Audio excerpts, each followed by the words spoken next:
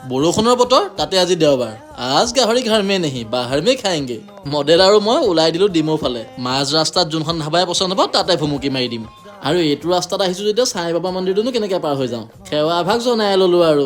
আচলতে দেওবাৰে পিছে ইয়াত খিচিৰি দিয়ে সেইটো লোভতে আমিও সোমালো বাৰু পালোহি আমি মাৰল ঘৰ গাহৰি বোলে ফেমাছ ইয়াত কিন্তু গাহৰি যিয়ে নহওক ইয়াৰ জেগাখিনি কিন্তু মোৰ বহুত পচন্দ হ'ল একদম বাগানৰ মাজত এখন ধাবা একদম চালিয়া এটা পৰিৱেশ কিন্তু মেইন এট্ৰেকশ্যনটো কি জানানে ইয়াৰ পাকঘৰটো দেখি একদম মামাহঁতৰ ঘৰলৈ মনত পৰি গ'ল মোৰ ধৰাত বহা কলপাতত ভাত খোৱা একদম গাঁৱৰ এটা নিভাজ পৰিৱেশৰ নিচিনা আমি পিছে অৰ্ডাৰ কৰিছিলোঁ গাহৰি ড্ৰাই ফ্ৰাই আৰু বইল গাহৰি এটা কথা কৈ থওঁ আপোনালোক যদি ইয়ালৈ আহে থালি চিষ্টেমত ল'ব তেতিয়া মানে প্ৰফিটত থাকিব